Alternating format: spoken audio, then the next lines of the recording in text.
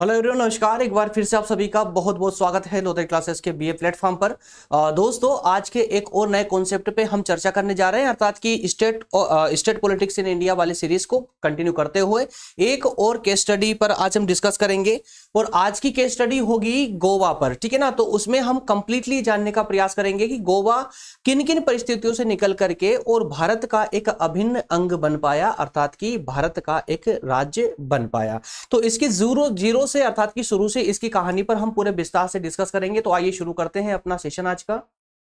जो भी नए छात्र हैं उनको मैं थोड़ा सा रिमेंबर करवा दूं कि दोस्तों, ये वाली जो सीरीज है किसी यूनिवर्सिटी में बीए थर्ड ईयर में डायरेक्टली पॉलिटिकल साइंस के अंदर दी गई है, किसी में थर्ड सेमेस्टर में दी गई है, एमए फर्स्ट सेमेस्टर में और एमए सेकेंड ईयर में भी इस सीरीज को पढ़ा जा रहा है। तो आप लोग कंफ्यूज मत होइएगा, जहां पर भी जिस सिलेबस में भी आपको ये वाला सब्जेक्ट पढ़ने को मिले, मात्र आपको टॉपिक मैच करना है सिलेबस के अकॉर्डिंग, जो कि मैं आपको अंदर बताने वाला हूं उसके अनुसार आप जो है सेशन को कंप्लीट कर सकते हैं। आइए शुरू करते हैं सेशन को। जो भी नए छात्र हैं वो ध्यान से सुने। थर्ड ईयर में या BA first second third year तीनों ही क्लासेस में सिर्फ पॉलिटिकल साइंस ही नहीं बल्कि ऑलमोस्ट सभी विषय हमारे द्वारा आप लोगों को निःशुल्क रूप से प्रोवाइड किए जा रहे हैं नोट्स के साथ में। आप इस लिस्ट को देख सकते हैं जब पीडीएफ डाउनलोड करेंगे डिस्क्रिप्शन से, तो आपको ये इजीली मिल जाएगा देखने को।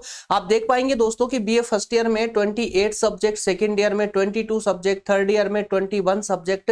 ये सब सब्जेक्ट, इनमें से कुछ सब्जेक्ट कंप्लीट हो चुके हैं और कुछ पर क्लासेस अभी चल रही है और कुछ पर बहुत जल्दी क्लासेस भी आने वाली है। तो ये सब हमारे YouTube के फ्री क्लासेस वाले सब्जेक्ट है जिन्हें आप इजीली और देख सकते हैं कहां पर, प्ले लिस्ट में जाकर के। तो आइए शुरू करते हैं। और ये आपका सिलेबस है जिस सिलेबस के बेस्ड पर हम ये सेशन ले रहे हैं, ठीक है ना।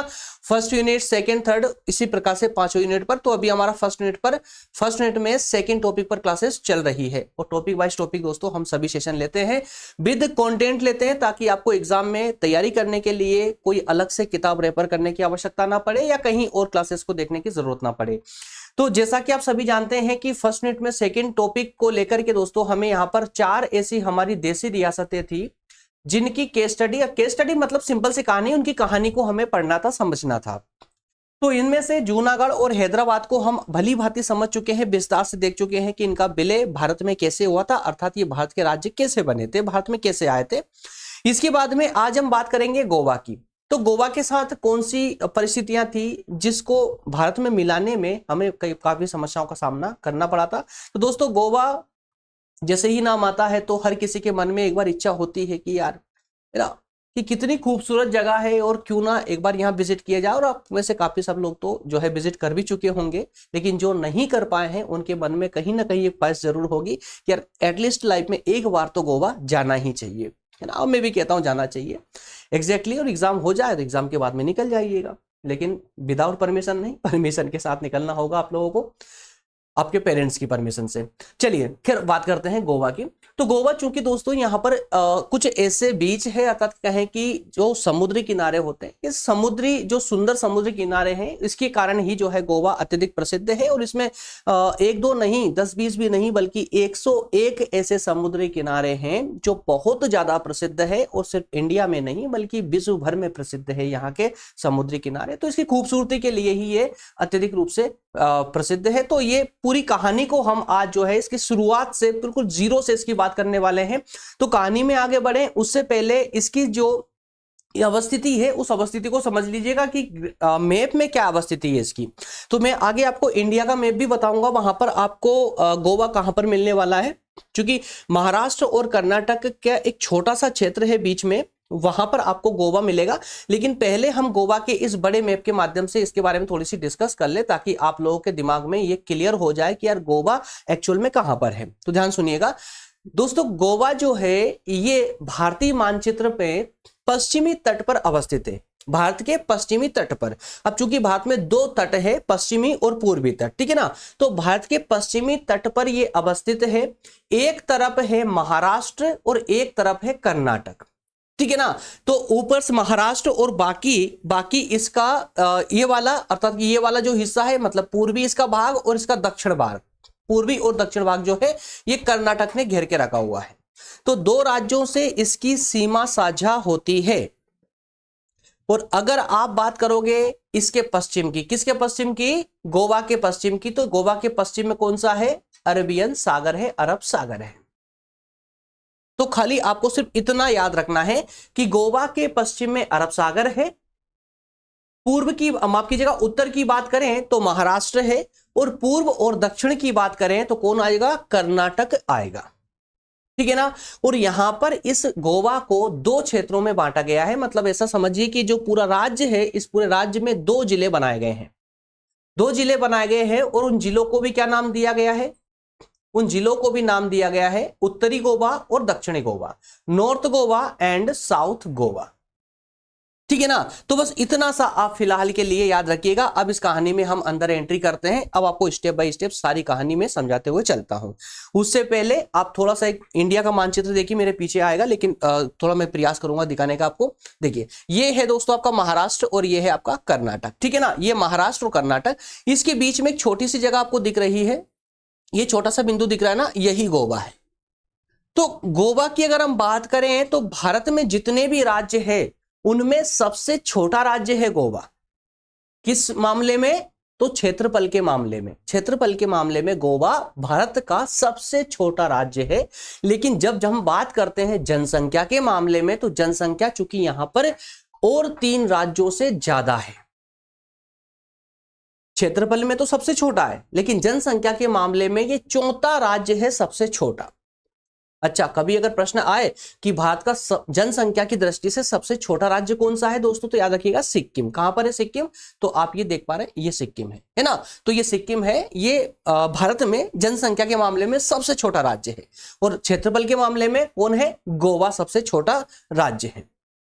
और इसकी प्रसिद्धि की तो हम बात कर ही चुके हैं, क्यों फेमस है गोवा, तो भाई गोवा जो है इसके समुद्र किनारों के लिए फेमस है, इसके बीचेस के लिए फेमस है ना, इसके जो सुंदर बीच है, और यही इसकी आर्थिक आधार भी इसका हम कह सकते हैं कि समुद्री किनारे ही है।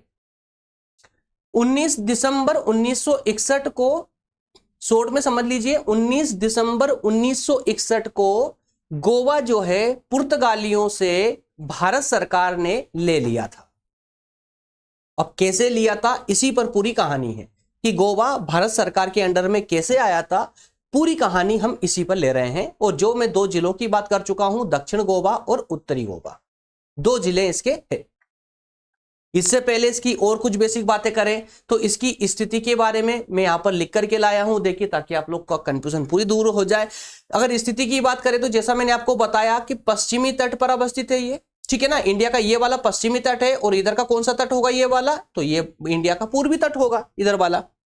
क्लियर है। अब मैं इतने तो उम्मीद कर सकता हूं थर्ड ईयर के छात्रों आप कि पूरा पश्चिम उत्तर दक्षिण अगर मैप के अकॉर्डिंग देखें तो कौन कौन सी दिशा कहां कहां पर आएगी, ये इसका आपको अच्छे से नॉलेज है।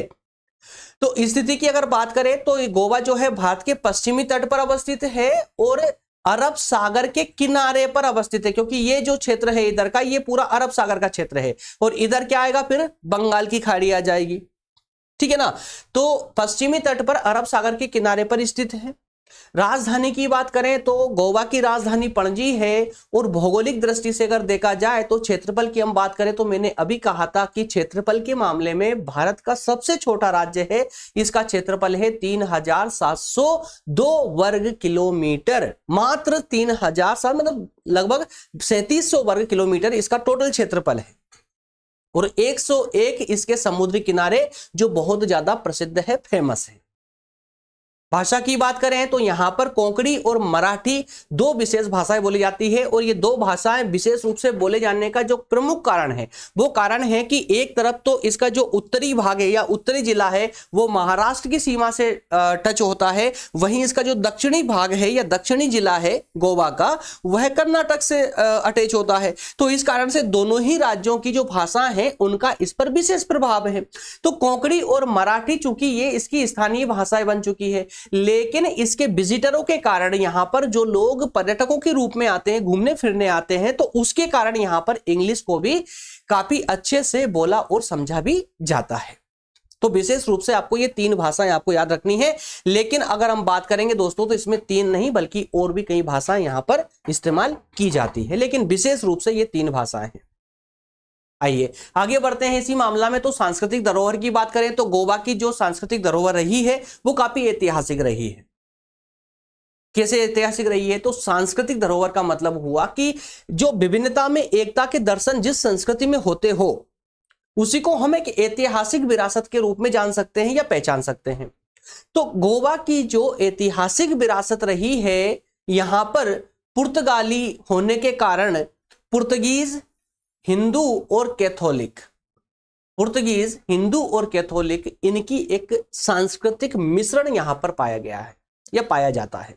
इस कारण से हम कह सकते हैं कि इसकी जो सांस्कृतिक विरासत रही है काफी प्राचीन है, काफी ऐतिहासिक है। पर्यटन में इसके गोवा जो है भारत में पर्यटन का एक महत्वपूर्ण केंद्र बन चुका है इसके समुद्री किनारों के कारण।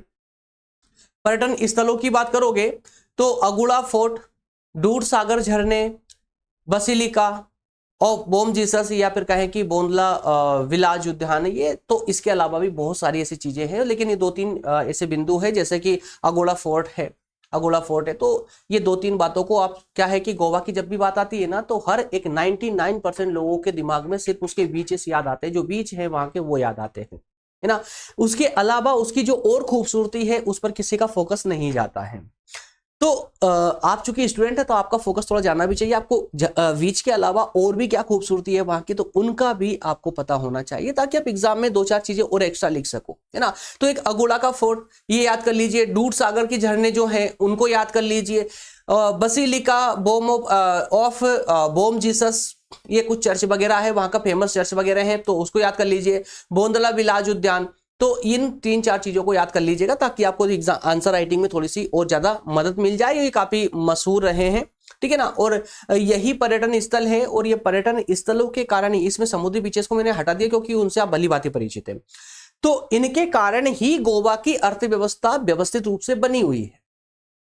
अब चूंकि हर एक राज्य की या कहें कि हर एक देश की एक विशेषता होती है जिससे उसकी अर्थव्यवस्था चलती है, तो गोवा राज्य की अर्थव्यवस्था ही चलती है उसके पर्यटकों के द्वारा, क्योंकि उसके पर्यटन स्थल जो है वही इतने खूबसूरत है कि विश्व भर से लोग यहां घूमने के लिए आते हैं, अपनी छुट्टियां बिताने आते हैं। गोवा की बात करें तो ये कोंकण तट पर अवस्थित है। कोंकण तट, हम पश्चिमी तट को कोंकण तट कहेंगे, कोंकण तट पर अवस्थित है। ये एक प्राकृतिक बंदरगाह है ना, प्राकृतिक, कृत्रिम नहीं है। कृत्रिम मतलब जो बाद में बनाया गया हो, बल्कि प्राकृतिक बंदरगाह है। समुद्र के जो उसके सुंदर किनारे हैं इनके लिए, और इसमें समुद्री किनारों के अलावा ढेरों कसिनो है यहाँ पर, जिसके कारण ही ये पूरे विश्व भर में प्रसिद्ध है। तो गोवा में सिर्फ बीच ही नहीं, यहाँ की कसिनो भी बहुत ज्यादा फेमस है। आइए, तो ये तो हो गई इसके जनरल नॉलेज की बातें। अब हम इसके शुरुआत की बात करें कि अगर गोवा की स्थापना कब हुई, किसके द्वारा स्थापना हुई, तो इन 2-3 लाइनों के माध्यम से मैं एक लंबे इतिहास की चर्चा इसके माध्यम से करने जा रहा हूं। ध्यान से सुनिएगा। गोवा की अगर हम स्थापना की बात करें दोस्तों, तो मौर्य वंश के शासकों के द्वारा 3री शताब्दी ईसा पूर्व में, कब? 3री शताब्दी ईसा पूर्व में जो है मौर्य वंश के शासकों के द्वारा इस गोवा राज्य की स्थापना की गई थी। तो कुछ वर्ष तो मौर्य वंश के शासकों ने राज किया। उसके बाद में, अब चूंकि कोई भी राजवंश होता है या कोई भी साम्राज्य होता है, उसका उदय होता है तो अंत भी होता है ना। तो गोवा में भी कुछ ऐसा ही हुआ। कुछ वर्षों तक मौर्य वंश का शासन रहा। उसके बाद में सातवाहन शासन आ गया। तो जो सातवाहन के जो शासक थे उन्होंने राज्य किया, कहां? गोवा पर। सातवाहन शासन के बाद में बादामी शासकों का राज रहा। बादामी शासकों के बाद में दिल्ली सल्तनत के अंडर में ये आ चुका था। दिल्ली सल्तनत के अंडर में हालांकि बहुत ही कम समय आ पाया था, क्योंकि ये दक्षिण का मामला था और दक्षिण भारत के दक्षिण में जो है दिल्ली सल्तनत इतनी ज्यादा प्रभावी नहीं थी। तो दिल्ली सल्तनत का, अर्थात कि मुगल शासन जो है गोवा में बहुत कम रहा, कुछ ज्यादा समय तक नहीं रह पाया था। इसके तुरंत बाद में ये विजयनगर साम्राज्य में मिल जाता है, या विजयनगर साम्राज्य का शासन इस पर होता है। तो लगभग लिखा भी गया है कि 100 वर्षों तक विजयनगर साम्राज्य का शासन रहा गोवा पर। और इसके बाद में विजयनगर साम्राज्य के बाद में आदिल शाह का इस पर कब्जा हो जाता है। आदिल शाह कहाँ का दोस्तों? तो बीजापुर का शासक था ये। जब हम इतिहास पढ़ते हैं तो पूरे बीजापुर से लेकर के पूरे ये मौर्य वंश से लेकर के पूरी कहानी हम पूरे विस्तार से समझते हैं इसको, ठीक है ना। तो बीजापुर के जो शासक रहे हैं आदिल शाह, उनका शासन होता है गोवा पर। तो अब यहां पर आपसे एक प्रश्न पूछा जा सकता है कि भारत में यूरोपियों के आगमन के समय गोवा पर किस सम्राट का, किस शासक का अधिकार था? तो याद रखिएगा, आदिल शाह का, बीजापुर के शासक आदिल शाह का अधिकार था गोवा पर। अब इसी समय में जब आदिल शाह का शासन था गोवा पर, उसी समय पुर्तगालियों का, या ऐसा कहें कि यूरोपियों का भारत में आगमन होता है। तो ये पुर्तगाली कब आते हैं दोस्तों? तो ये 1510 में आते हैं। और ये किसके नेतृत्व में आते हैं? तो अल्फांसो डी अल्बुकर्क के नेतृत्व में आते हैं। अल्फांसो डी अल्बुकर्क, ये उसका पूरा नाम है। तो ये अल्फांसो डी अल्बुकर्क ने जो है 1510 में गोवा पर आक्रमण किया, अर्थात कि आदिल शाह पर आक्रमण किया और गोवा को अपने कब्जे में ले लिया। गोवा पर कब्जा करके और लगभग 450 सालों तक पुर्तगालियों ने ही गोवा पर शासन किया। भारत के अन्य क्षेत्रों पर हालांकि ब्रिटिश साम्राज्य था, मतलब ईस्ट इंडिया कंपनी का साम्राज्य था, लेकिन गोवा पर पूरी तरह से सिर्फ और सिर्फ पुर्तगालियों का ही शासन रहा। कब तक? 450 सालों तक। याद रखिएगा, अंग्रेज सिर्फ 200 सालों में चले गए थे हमारे यहां से, लेकिन 450 साल इन्होंने राज्य किया। कहां पर? गोवा पर। चलिए, ये तो कहानी हो जाती है इसके इतिहास की। अब बात करें कि 450 साल, तो क्या 450 साल इसी तरह से आसानी से ये लोग शासन करते रहे? तो नहीं। 270 साल के बाद में ही गोवा में हलचल होना शुरू हो चुकी थी, प्रशासन स्थापित हो चुका था, लोगों को पुर्तगाली शासन की आदत भी हो चुकी थी, लेकिन अब धीरे धीरे उसमें कमियां भी नजर आने लगी। लोग भी, जो वहां की जनता थी वो भी मजबूत होने लगी, उनको सपोर्ट मिलने लगा और अब धीरे धीरे गोवा में भी आजादी की मांग या आजादी की मांग की लहर उत्पन्न हो गई। कब? 270 सालों के बाद ही।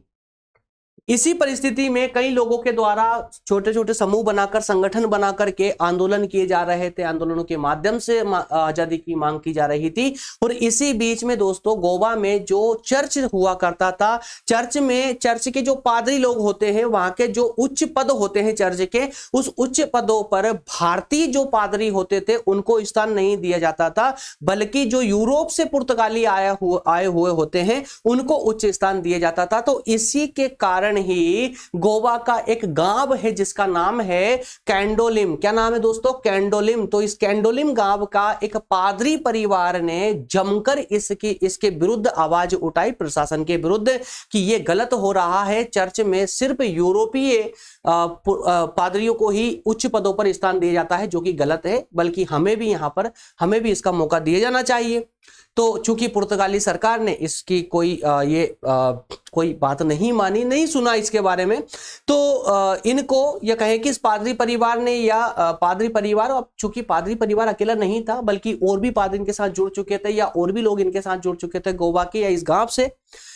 इन लोगों ने जमकर आवाज उठाई, फिर भी प्रशासन की ओर से कोई रिप्लाई नहीं मिला। तो इन्हें मजबूर होकर के मैसूर के जो शासक थे, राजा थे टीपू सुल्तान, उनके साथ ये मिल गए। इनके साथ मिलकर, अर्थात टीपू सुल्तान के साथ मिलकर के इन लोगों ने एक षड्यंत्र रचा, एक योजना बनाई पुर्तगाली प्रशासन के विरुद्ध। और योजना क्या थी? वो योजना कुछ इस प्रकार थी कि पुर्तगाली सेना को जहर देना था, खाने में जहर देना था। और जिस वक्त जहर दिया जाएगा सेना को, उसी वक्त टीपू सुल्तान जो है पुर्तगाली सेना पर आक्रमण करेगा। इससे वो सेना आसानी से हार जाती और गोवा पर जो है टीपू सुल्तान का शासन हो जाता, जिससे जनता में ये नरमी हो जाती, मतलब जनता को एक तरह से वो आजाद हो जाता गोवा। लेकिन जिसको ये कॉन्ट्रैक्ट दिया गया था ना जहर मिलाने का खाने में, उसी व्यक्ति ने गद्दारी की इन लोगों से और वो पुर्तगाली प्रशासन के पास चला गया और उनको सारी बातें बता दी कि साहब ऐसे ऐसा चल रहा है आपके पीछे। उन लोगों ने क्या किया? प्रशासन ने क्या किया? उन्होंने जो भी षड्यंत्रकारी थे, या है ना, तो इसका पूरा पता करके और शुरू कर दी उसको दबाना। जो भी उनके विरोधी थे उनको दबाना, उनको समाप्त करना शुरू कर दिया। और इसी दौर में जो है 15 जो योजनाकार थे या षड्यंत्रकारी थे उनको फांसी दी गई। तो इस तरह से उन्होंने अपने विरोध को दबाना प्रारंभ कर दिया। कहानी आगे तक चलती रही, कुछ इसी प्रकार से चलती रही, आवाज उठती रही, उसको प्रशासन दबाता चला गया, चलती रही। लेकिन 1910 में एक और घटना घटती है। कहां पर? पुर्तगाल में। ये इंडिया के गोवा में नहीं, पुर्तगाल में। क्योंकि चूंकि गोवा पर पुर्तगाली शासन था, है ना। तो पुर्तगाल में जो भी होता था उसका सीधा इफेक्ट कहां, गोवा पर भी पड़ता था। तो पुर्तगाल में हुआ कुछ यूं कि 1910 में जो राजशाही शासन चला आ रहा था वो खत्म हो जाता है। राजशाही शासन मतलब जो शाही परिवार होता है उसी का शासन होता है, उसकी पीढ़ी दर पीढ़ी वो चलता रहता है। तो 1910 में वो समाप्त हो चुका था पुर्तगाल में।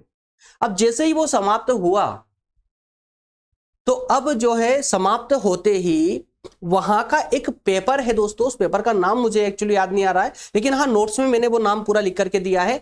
तो उस पेपर ने बहुत जमकर के आवाज उठाई पुर्तगाल शासन के विरुद्ध में। गोवा में नहीं, कहां, पुर्तगाल की कहानी है, पुर्तगाल का ही पेपर था, उसने पुर्तगाल प्रशासन के पीछे के विरोध में जमकर के आवाज उठाई। तो एक तो ये आवाज उठना, राजशाही खत्म हो जाना, तो इन सबको लेकर के कहीं ना कहीं इंडिया के लोगों में भी एक उम्मीद जागने लगी कि यार अब हम आजाद हो सकते हैं, क्योंकि पुर्तगाल में शासन परिवर्तित हो गया है। जो राजशाही चला आ रहा था, जिसने हम पर कब्जा किया था, उसका शासन जा चुका है, अब हो सकता है कि हम आजाद हो जाए। तो ये आजादी की नई उम्मीदें जागती गई, लेकिन गोवा प्रशासन उन उम्मीदों को दबाता चला गया। ये कहानी चलती रही, ये होता रहा। इसी बीच में पुर्तगाली शासन सरकार को, जो गोवा में संचालित थी, उसे लगा कि अब कुछ ज्यादा ही आवाजें उठ रही है, तो उन्होंने जो दमन चक्र था उसे और तीव्र कर दिया। तीव्र करते हुए 1930 में उस तीव्रता को जो है और तीव्र कर दिया। कैसे कि गोवा में जो भी राष्ट्रीय सम्मेलन हो रहे थे या जो रैलियां निकलती थी, अब उन पर भी पाबंदी लगा दी। पाबंदी लगाने के अलावा 1938 में, इसके 8 साल बाद गोवा में अब गोवा कांग्रेस की स्थापना होती है। कब? 1938 में। ये फैक्ट है, याद रखिएगा इसको।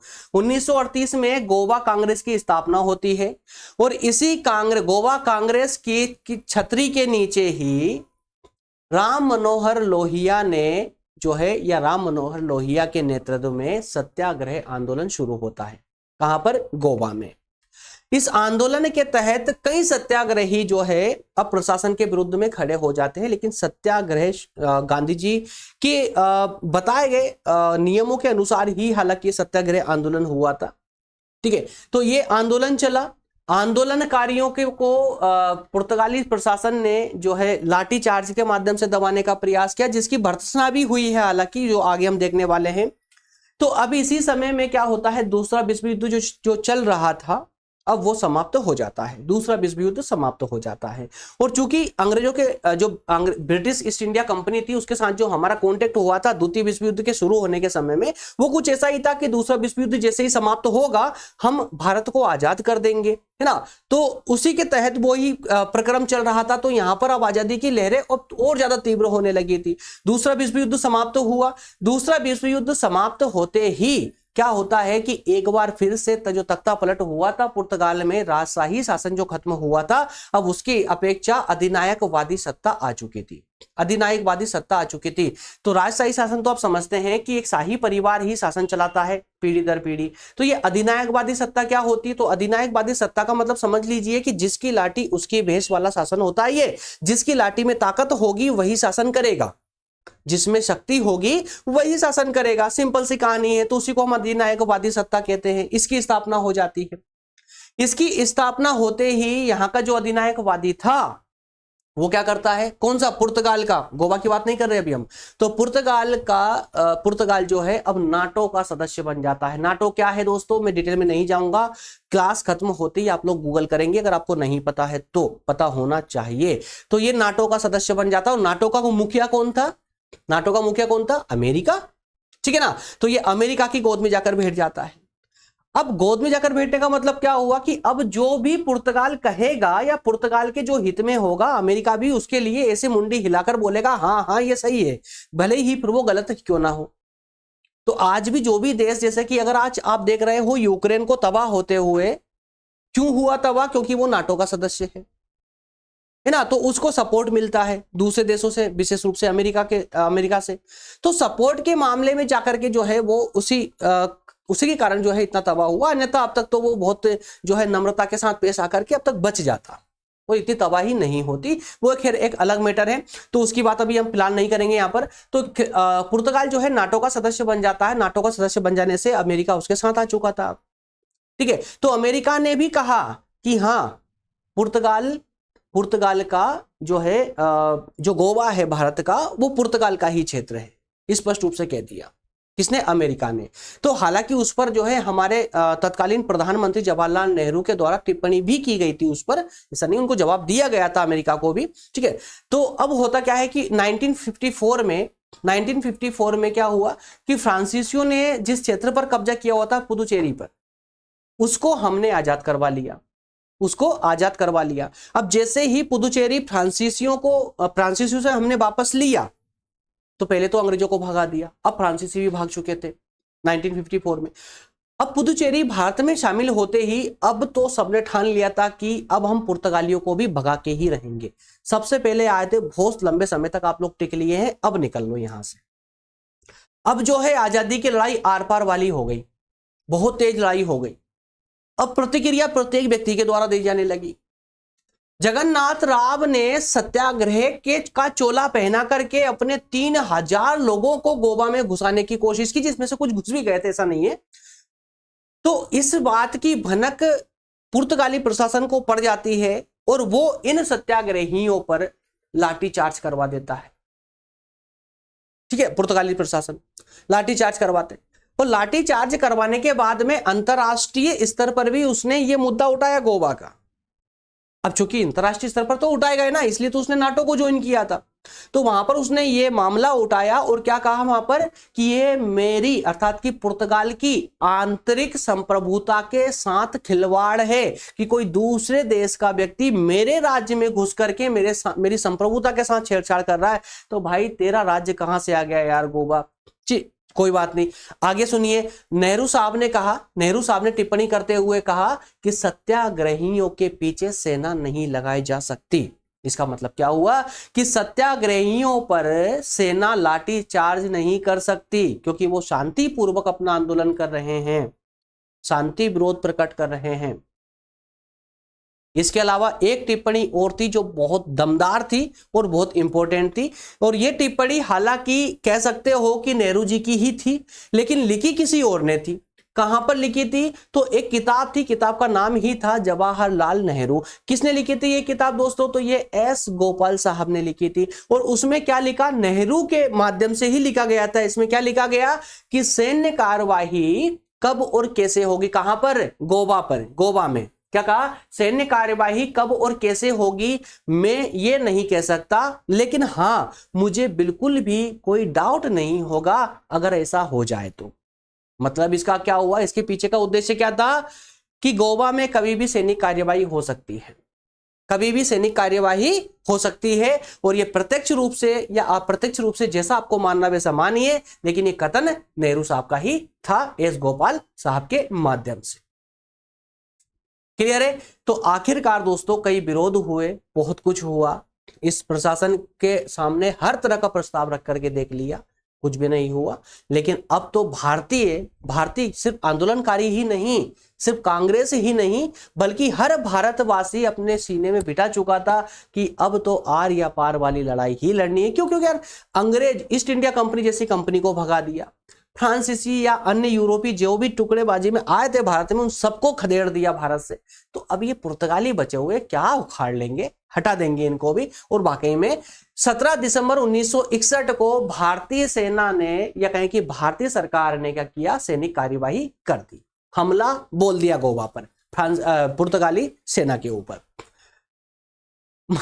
मात्र 36 घंटों में, जबकि फ्रांस में पुर्तगाल में अधिनायकवादी शासन था, उसके बावजूद मात्र 36 घंटे में ही भारतीय सेना ने पुर्तगाली सेना को धूल चटा दी, सिर्फ 36 घंटे में ही। और इसी के तहत 19 दिसंबर को गोवा पुर्तगाल से पूरी तरह आजाद हो गया। लेकिन आजाद होने के बाद क्या बना दोस्तों? ये तो गोवा, दमन और दीव ये तीनों ही केंद्र शासित प्रदेश बन गया, केंद्र के अंडर में आ चुके थे। तो कुछ समय तक जो है ये केंद्र शासित प्रदेश के रूप में ही रहा, लेकिन जनता की मांग पर, भाषा के आधार पर कहें या क्षेत्र के आधार पर, वेशभूषा के आधार पर, तो विशेष रूप से तो जो राज्यों का जो बंटवारा हुआ हमारे देश में, वो भाषा का आधार मेन माना जाता है, उसमें मुख्य रूप से माना जाता है।